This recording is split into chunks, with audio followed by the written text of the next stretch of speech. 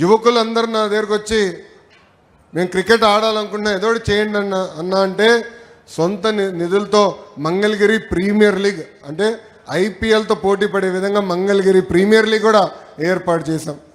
ఇంకా గ్రామాలకు వస్తే గత ప్రభుత్వం వర్షాకాలంలో పట్టించుకోపోతే గ్రావెల్ కావాలన్నా డస్ట్ కావాలన్నా రోడ్డు పైన ఆనాడు వేస్తాం జరిగింది. ఇట్లా 26 సంక్షేమ అభివృద్ధి కార్యక్రమాలు మీకోసం చేశా. కరెక్ట్గా 2024 ఎన్నికల్లో మీ దగ్గరకు వచ్చా. ప్రచారం కన్నా రచ్చబండ కార్యక్రమం పెట్టుకున్నాం. నేను చేసిన కార్యక్రమాలన్నీ మీకు చెప్పా. మీరు ఎదుర్కొన్న సమస్యలు నేరుగా నేను తెలుసుకున్నా. దాంట్లో ప్రధానమైన సమస్య దశాబ్దాలుగా మీరు నివసిస్తున్న ప్రాంతంలోనే మాకు ఇంటి పట్టాలు ఇవ్వండి అని మీరు పదే పదే నన్ను అడుగుతాం జరిగింది.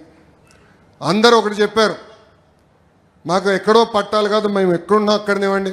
ఎందుకంటే మా బంధువులు మిత్రులు మేము పనికి వెళ్ళేదాన్ని కూడా ఇక్కడి నుంచే సులభంగా ఉంటుంది, మీరు ఎక్కడో ఇస్తే అక్కడి నుంచి మేము వెళ్ళేది ఎప్పుడు, ఇల్లు కట్టుకునేది ఎప్పుడు అని మీరు పదే పదే నన్ను అడుగుతాం జరిగింది.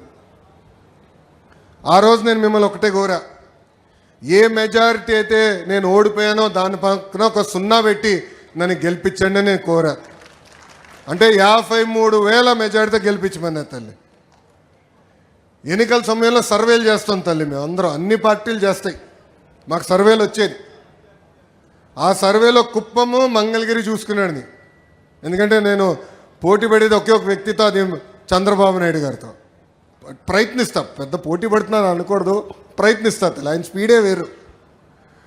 సో కుప్పంతో పోటీ పడాలని చూస్తే ఎప్పుడు మన మెజారిటీ తక్కువగా పడుతుంది. కుప్పం కన్నా 1% తక్కువనాం. మా వాళ్ళకి ఫోన్ చేసేవాడు, వేదిక పైన నాయకులతో మాట్లాడని, అరే ఇంత చేసాం ఇంకా తక్కువ ఉంటే ఎట్లా అని అహర్నిశలు మేము అనుకునేవాళ్ళం.